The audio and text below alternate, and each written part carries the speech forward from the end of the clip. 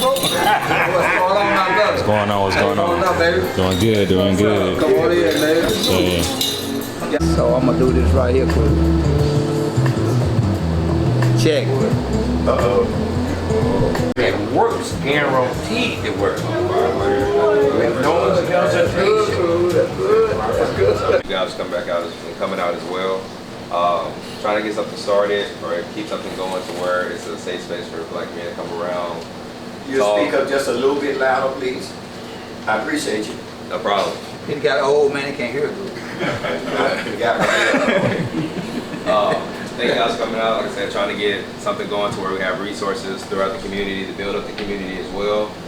Whether it's from you being an entrepreneur, actually having a professional career, whatever the case may be. When somebody needs something, we should be able to reach out.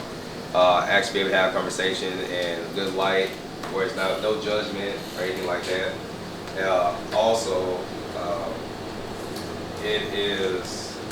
This is moving a lot faster than what we thought it would, so we're gonna try to keep control on it as much as possible. So we will be keeping the floor to like 3 to 5 minute space when the people are talking. Give people a chance to get their words out. And be respectful as well when you're actually talking back to somebody, because everybody have their own different perspective on how things work or what they've been through, but it's not for us to judge. It's a judgment-free space, and I really appreciate you guys for coming out as well, old and young, because it's very, very rare that you get a chance to actually be in a room with somebody that's 70 years old, 60 or however old, especially if they're 40 years older. So just soak up the game or whatever they're giving you, we'll go from there. The topic today is financial literacy, what it means to you, what it means to other people as well, get the different perspectives. Somebody might tell you something that you don't know. You never know what's going on through another person's head, how far along they are, what they have going on, and then the second one would be how to hustle legally. Because of course, everybody gotta make ends meet in any way they can, but there's always a legal way to try to do something. It might be harder, might be a lot of more steps to go through, might be a couple more hurdles, but like I said, with the research we have in here, we can definitely get it done. So, I guess I'll start with it. Financial literacy to me is knowing about credit, knowing about having a bank account, different kind of bank accounts as well. What else? Financial freedom, generational wealth. Those are things that come to my mind when you talk about financial literacy. Reason being is because, like I said, I have a son. My dad taught me when I was younger as well that, hey, you have to leave something to the next person. Don't be selfish to the point to where you want everything for yourself and you're only doing for yourself. Because at the end of the day, that's how everyone else around us becomes different ethnicities and then different races, how they keep on going.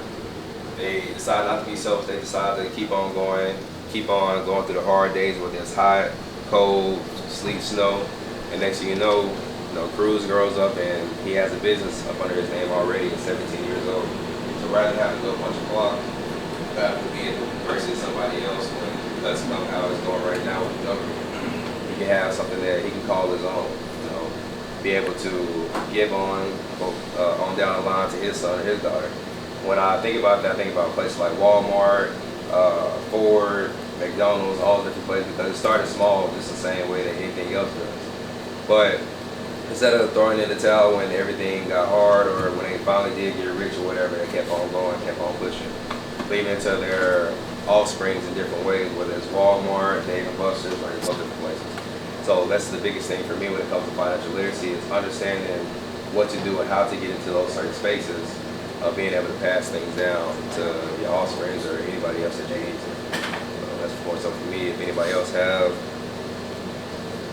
what financial literacy is to them, the floor is open. And, yep. This is my first time here, and I love what I'm seeing. And I don't see nothing but growth for this. Me, myself, financial literacy, man, you looking at it. I retired 4 years ago from the city of Little Rock as a painter, sheetrock hanger.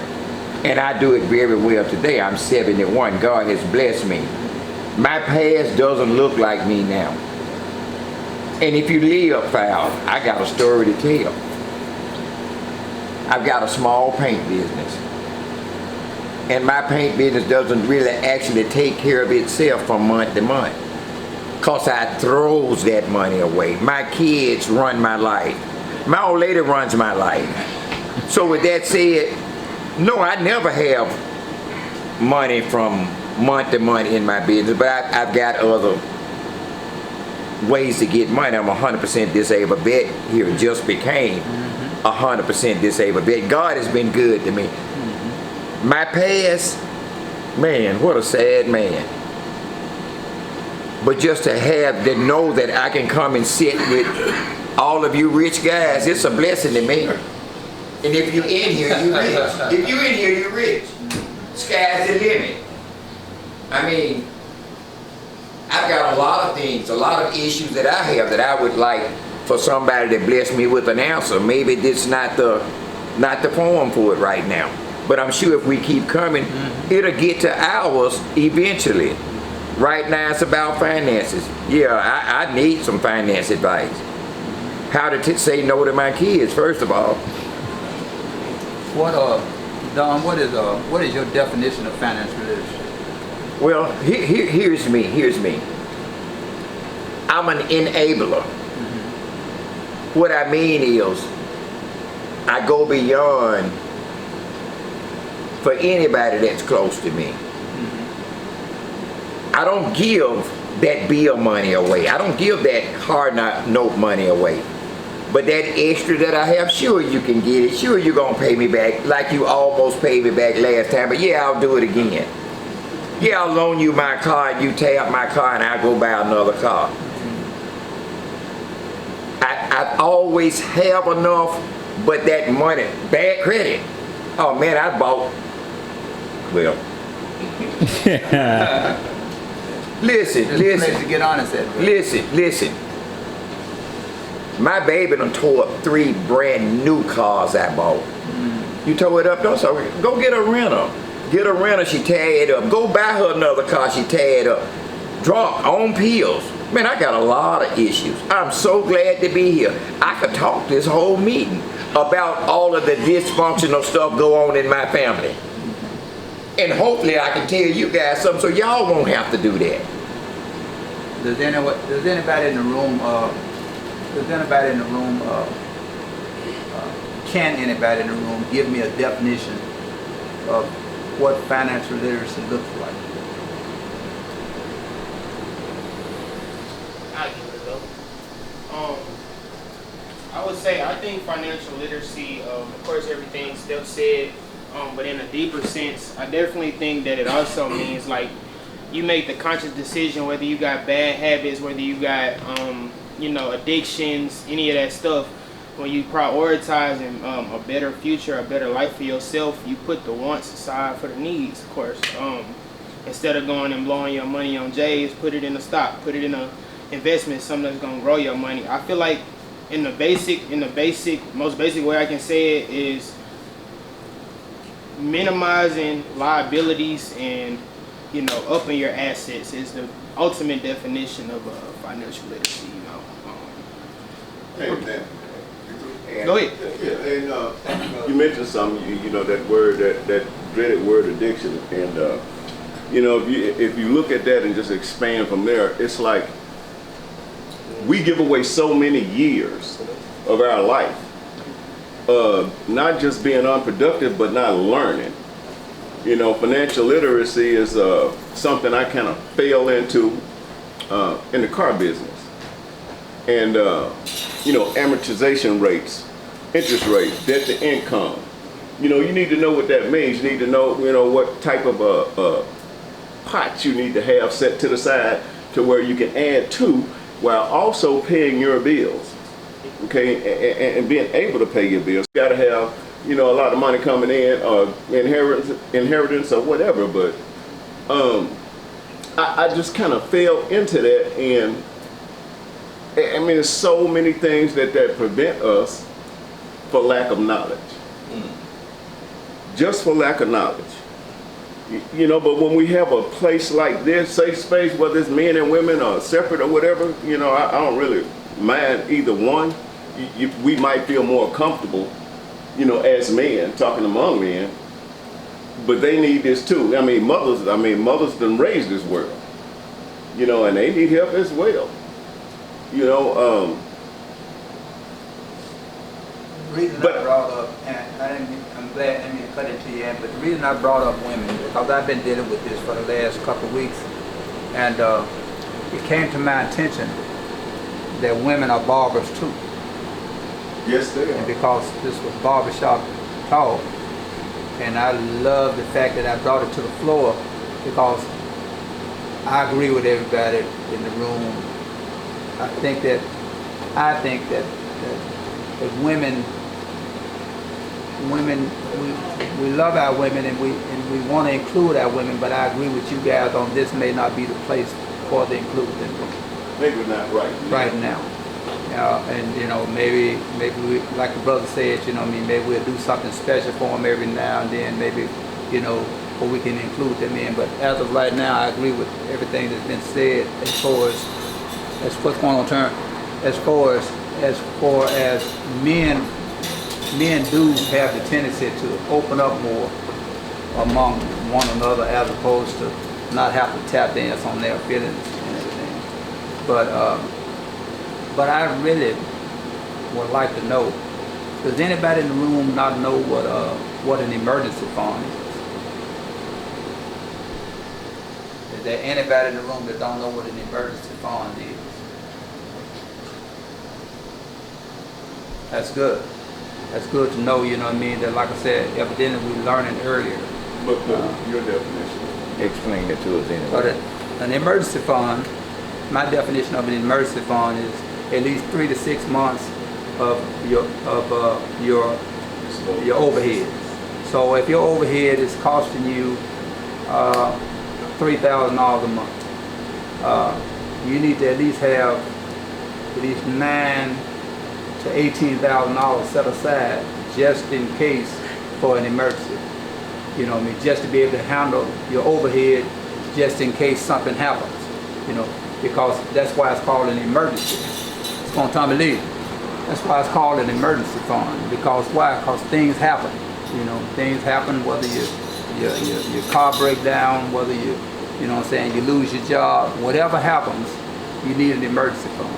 And that's why we're talking about tonight financial literacy, because I'm still open-minded to try to understand.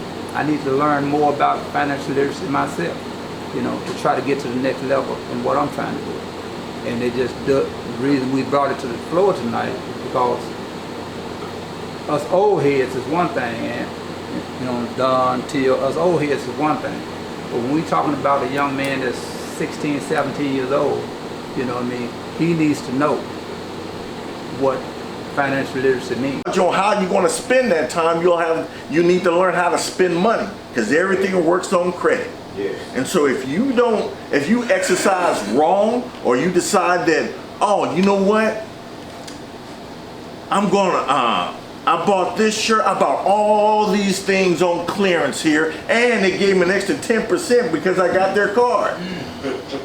At 28%. Yeah, that's buffoonery. That's buffoonery. Like you can overeat on diet food, you can overeat on things that you think is a great value. Yeah. You see what I mean? So you can go out there and you can spend a whole bunch of money on clearance stuff, or say, oh man, you got this, and it takes discipline. If you want to stop spending, stop looking to buy. See what I mean? Yeah. Stop looking to buy. When you stroll on there and say, man, ain't that nice? Ain't that nice? They know it's nice. That's why your feed pops it up, because you keep looking at it.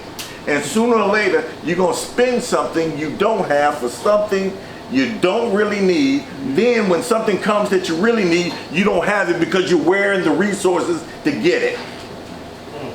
That's my thoughts on it. Great thought. I love it. So sometimes you'll be spending $50, $75 a month, but when it comes time to where someone's gone, you'll want to have that. Depending on what kind of policy you have, you can actually borrow from that. So when people are getting these homes, when people are getting all these things that you're like, how do I get that? They're borrowing from their life insurance policy. And so you got to really start thinking about life after death. Now, you also can get a free credit report every year for free 99 from all the different branches that you can get it from, and you can start really knowing where your issues may lie or where you are doing really well at. And it's okay to say no to family. That's very important. I've learned that the hard way. Right. Say no. Can I borrow $100? No. Did you pay me that $100 last time? No. Right. So if you didn't pay me the $100 I gave you the last time, when I say no to you, I don't feel bad about it. I actually feel really good because I'm making a conscious decision. I know financially, me letting you borrow this $100 means that I'm not gonna get it back. Right. So I'll just say no early. I don't got it for you. With love, cuz brother, sister, no matter who it is. Right. No is okay. Just say no. Right. To tell people no. Anybody that can come and help me do anything, so I call them my pops.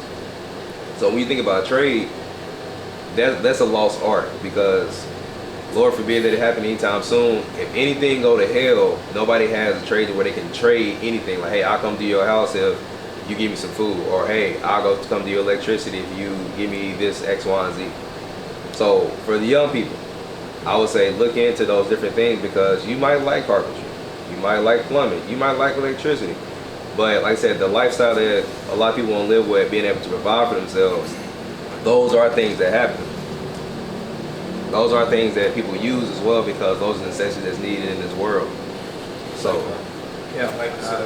The children, because it seems like the grown ones, I believe at the age of 9 years old and up, they're gone from the social media and everything. They're mentally gone. Right. We got to start teaching from the age of 9 years old and down and bring them up. You heard of Black Wall Street? You get the guys are familiar with Black Wall Street?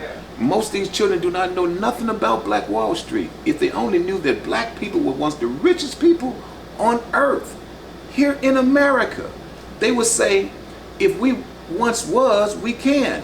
But we don't share that with them, Matter of fact, what I did, I don't know if you don't tell on me. It's a wall down here, right down at the split that reads Black Wall Street. I don't know if you saw it. I had that done. I'm gonna go and tell you, I had artists come out and do it at night and done, because I want these children to ride past and see it and start questioning, what do Black Wall Street mean? And they could say, just go on YouTube, Google the stuff. And once they realize that, because our children be like, if we once did it, we could do it again. Stand back, grandmama, brother, y'all might be scared, but these children today, they're not afraid.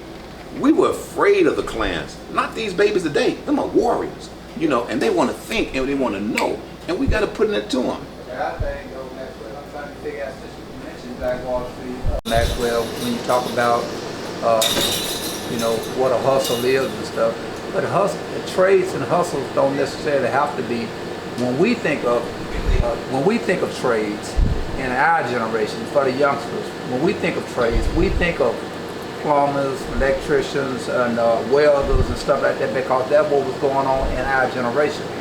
But a trade don't necessarily have to be that. A trade can be, like I said, what y'all working with now when it comes to this technology. It could be computers, it could be anything. We're just talking about a trade in general. But I step in, Maxwell, because when I think of us as a community, a black community, that I can't think of anything that we as a black community produces. We don't produce nothing. See what I'm saying? We have to go, for a better example is this. I'm a black barbershop. I'm a black business. I've been doing this for 25 plus 30 years, right? Now, look in this room. You all are my clients, right? Since you all are my clients, you don't see no Caucasians in the room. You don't see no Hispanics in the room. But I have to take all of my money from you guys, and then I have to go spend my money with them. Mm-hmm. So what I'm saying is that because we don't produce nothing. If I needed some oil sheen, it ain't like I can go buy from my brother. If I needed if I needed a hairbrush, there's no black people that make hairbrushes, So I'm saying all that to go back to what you're saying, and that's this. We just don't produce nothing. The number one thing that we need is we need food, clothing, and shelter. And we don't produce those things, you know what I mean? In our communities, in this room alone, we more than likely probably we might have 10-20% of the brothers in this room that own their own home. And the ones that probably do is, because of our age, But the young men, you know what I'm saying, more than likely they haven't given any clue or any thought to even home ownership. Because why? Because we don't produce anything. We take our monies from our communities, and then we have to go right back and give it to another community, whether it be Hispanic, Caucasian, or Jew, or whatever it is. But I said all that to say this, but they don't bring their money to our communities. And when they do bring their money to our community, they bringing their money to our community to take from our community. You know what I mean? Like I said, the Hispanics are buying up houses around here in our communities, and it's almost like we haven't even noticed it. See what I'm saying? But you don't see us rushing to Mexico trying to buy no houses, right? So, yeah, turn. I heard a lot of good stuff, and my name is Terrence. And what Maxwell's saying, Thomas, older brothers know the game. And they trying to share the game. But the questions that keep coming up is basic, really. You know, you ask the question, how do you eat an elephant? Young folks first. How do you eat an elephant? I'm asking the young people, under 26, how do you eat an elephant? One bite at a time. This is basic. We all know this. Because the brothers that's in the room know that. I'm showing you the gap between knowledge, been down through there, done that, and trying to get there. It's supposed to start like this. The answer to how do we get there is going on in the room. Sharing knowledge, exchanging ideas, and older brothers sharing with younger brothers. Young brothers for war, old brothers for wisdom and knowledge to show you how. I still ain't heard the answer. How do you, 26 and under, how do you eat an elephant? One bite at a time. How old are you, brother? 67. Couldn't get it out of a 26-year-old. Now, one bite at a time is the answer. That's a basic answer.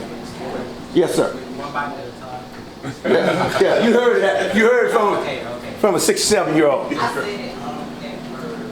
Okay, but we didn't hear you. You were scared to give us the answer if you had. My point is, though, we shouldn't be. We should, even if the answer's wrong, give it. Somebody gonna correct you, you will. The point I'm trying to make ain't to get into a back and forth. It's facts.